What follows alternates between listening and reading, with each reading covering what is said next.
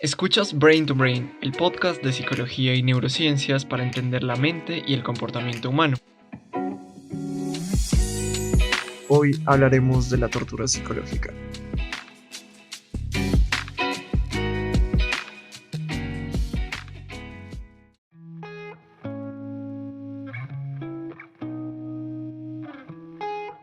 Hola, bienvenidos y bienvenidas a un nuevo episodio de Brain to Brain. Yo soy Víctor y en este episodio del podcast hablaremos de un tema que nos demuestra los límites de los seres humanos.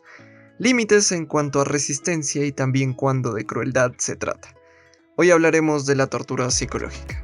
De esta manera, primero definiremos la tortura y diferenciaremos la tortura física de la psicológica. Después mencionaremos algunos métodos de tortura psicológica y por último hablaremos de las consecuencias a corto y largo plazo que la tortura psicológica puede tener en una persona. Puedes encontrar las fuentes que se usaron para construir este episodio en la descripción, en donde también puedes encontrar los enlaces de las páginas de Facebook e Instagram de Brain to Brain, por donde me puedes escribir todas tus preguntas, comentarios o sugerencias para próximos episodios. Además, si te gusta nuestro contenido y quieres apoyar este proyecto, no olvides compartirlo con quien tú quieras.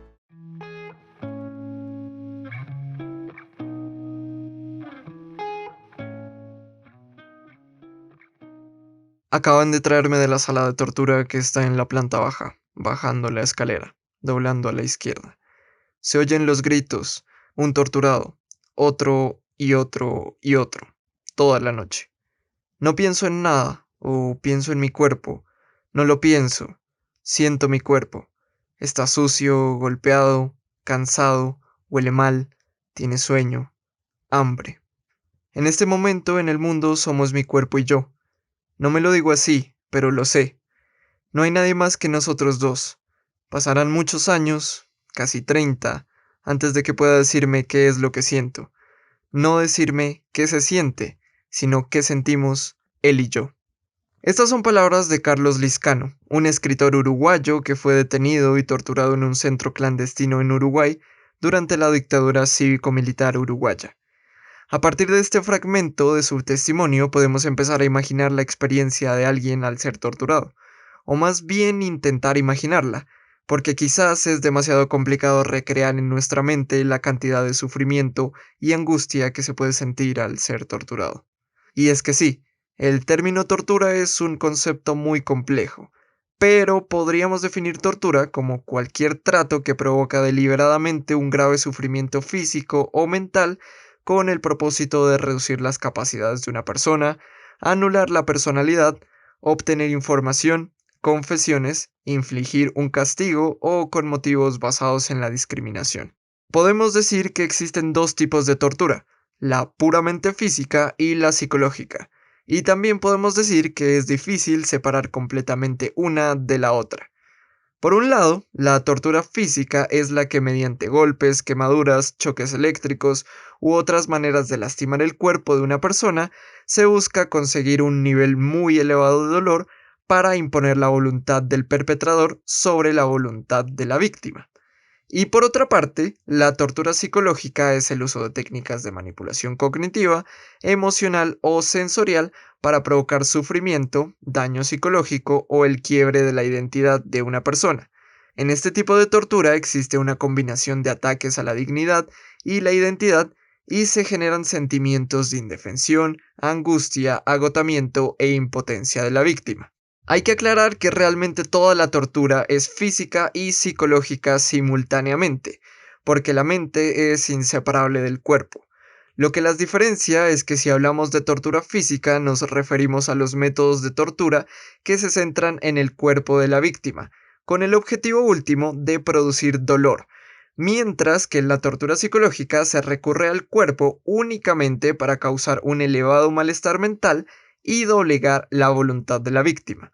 Se ha documentado que la tortura psicológica es el tipo de tortura que genera daños más duraderos y en algunos casos daños más graves a sus supervivientes. Y es que si una persona es torturada psicológicamente es empujado a perder completamente el control que tiene sobre sí mismo y su entorno, a la vez que le es arrebatada la dignidad mediante repetidas humillaciones y ultrajes.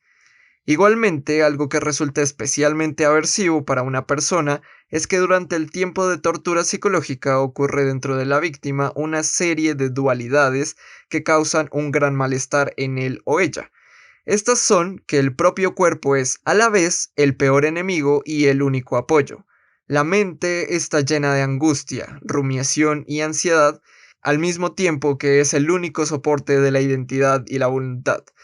Y la figura del torturador es al mismo tiempo la fuente de dolor y el que tiene el potencial de tener la llave de la liberación.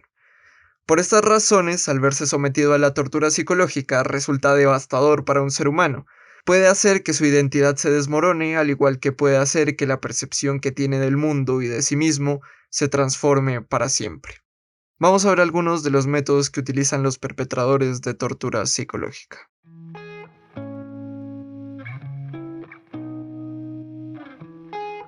Las técnicas de tortura psicológica están destinadas a manipular el entorno y a jugar con las necesidades de la víctima. En estas técnicas el dolor puede presentarse, pero el objetivo es conseguir el control y fomentar la obediencia, subordinación o cooperación de la víctima. Christopher Beham, profesor de Derecho de la Southern Illinois University, nos enlista los 9 métodos de tortura psicológica que existen. El primero es la interrupción de los ritmos y rutinas cotidianos. Aquí se alteran los ciclos de sueño, de alimentación o cualquier otra rutina que una persona pueda tener. El segundo es el aislamiento y privación sensorial. De esta manera se puede confinar a una persona en un espacio mínimo, en solitario y se le priva de estímulos sensoriales, eliminando la iluminación natural, cualquier sonido u olor. En tercer lugar está la monopolización de la percepción. Esto quiere decir que, a través de la sobrecarga sensorial, como luces o ruidos muy intensos, se lleva a que la única realidad de la víctima sea el ambiente torturante, del que no puede escapar ni siquiera en su imaginación. El cuarto método es el debilitamiento o agotamiento inducido, en el que se obliga a los detenidos a realizar actividades repetidas y desgastantes, como por ejemplo a hacer ejercicios extenuantes o a asumir posturas incómodas por muy largo tiempo. En quinto lugar están las amenazas, amenazas de múltiples tipos hacia la víctima y a sus personas allegadas. El sexto método es demostrar omnipotencia y omnisciencia. Aquí el objetivo es que la víctima sienta que el torturador sabe absolutamente todo sobre él o ella y que está completamente bajo su control. Como séptimo método está la degradación, en la que se humilla a la víctima utilizando insultos, se le impide la higiene personal y de su entorno, se le desnuda y se le menosprecia. En el octavo lugar está el abuso físico, en el que se agreda a la víctima mediante golpes, quemaduras o asfixia. Y por último, el noveno método de tortura psicológica es la humillación sexual, que puede ser la manipulación genital, el abuso sexual o la explotación de tabúes religiosos de una persona. Todos estos actos constituyen un daño sumamente grave a la estabilidad psicológica de una persona que se pueden extender largos años después de la detención. El rol que asume el perpetrador de tortura psicológica es sumamente deshonorable, porque aunque pueden ejercer una posición de poder, realmente al aprovecharse de otro ser humano se rebaja al nivel de absurdo, y aunque le intenta quitar la dignidad a otra persona, él mismo la ha perdido al cometer una acción tan atroz. Y paradójicamente, el perpetrador incluso podría sentir envidia de la víctima, porque así como nos dice Carlos Lizcano, después de otros momentos, alguna noche, los torturadores muestran un aspecto curioso, envidian a los presos, porque íntimamente el torturador sabe que nunca, jamás, lo que hace podrá tener alguna dignidad, algún valor humano, cultural, moral, ético. Podrá obtener la información que busca. ¿Y qué? Podrá conseguir que todos los hombres y mujeres de este país le teman, en la calle, en las fábricas, en la universidad, hasta en la noche, cuando trancan la puerta de la casa y se acuestan, tendrán miedo del torturador. ¿Y qué? ¿El torturador se sentirá orgulloso de ello? Nunca, nunca jamás, aunque pasen 1000 años.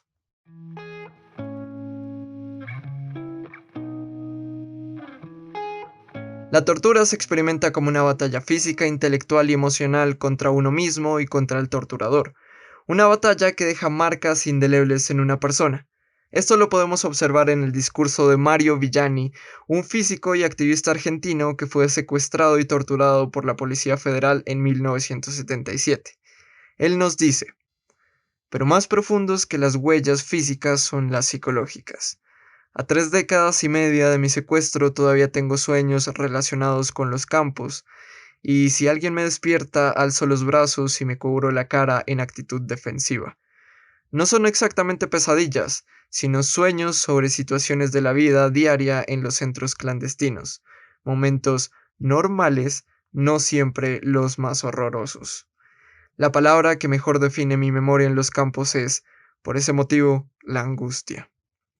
Hay que saber que dentro de las consecuencias de la tortura psicológica podemos encontrar en muchos casos el desarrollo de trastornos psicológicos como el trastorno de estrés postraumático, trastornos de ansiedad y trastornos depresivos. Además de que la tortura conduce a la interiorización del miedo, la desconfianza permanente de los demás seres humanos, la minimización del sufrimiento ajeno, la autoculpabilización y a otras sensaciones que alejan a los supervivientes de alcanzar el bienestar en su vida. Este desequilibrio prolongado en la vida de una persona lo podemos ver reflejado en el testimonio de Van Nat, un sobreviviente de tortura en un centro de detención durante el régimen del Pol Pot. Él nos dice que: yo tengo 2 tipos de heridas. Unas son heridas corporales. Me electrocutaron para que confesara una supuesta traición, algo sobre enemigos que ni siquiera conocía. Las otras son las heridas emocionales, las heridas psicológicas. Vivo sumido en el miedo. Me arrancaron todo lo que nos convierte en seres humanos y me despojaron del derecho de ser una persona. Si has atravesado todo este sufrimiento, jamás puedes olvidarlo. Me gustaría vivir como cualquier padre y disfrutar de los mismos derechos que cualquier persona. Pero cuando el ser humano se ha visto torturado de ese modo tan profundo, nunca será capaz de olvidarlo. Aún hoy tengo miedo de todo sin que haya para ello razón ni motivo aparente. Vivo asustado e ignoro cuáles son las causas.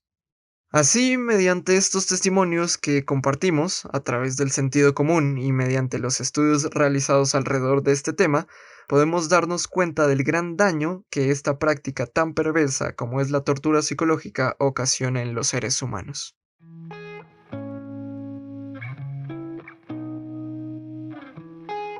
En este capítulo hemos hablado de la tortura física y psicológica, mencionamos los métodos de tortura psicológica y hablamos sobre las consecuencias de este tipo de tortura.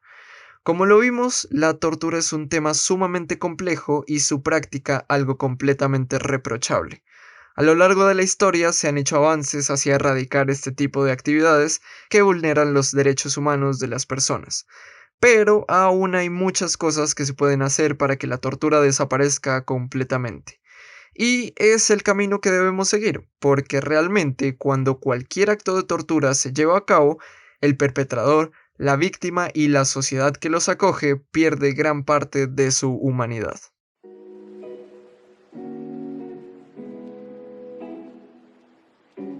Para terminar, la recomendación de este capítulo son los episodios del podcast de la Radio Nacional Argentina llamado Cuentos Dulces, Cuentos Amargos, que contienen algunos capítulos del libro Antes de que anochezca, un libro autobiográfico de Reinaldo Arenas, quien fue detenido y torturado en la dictadura cubana.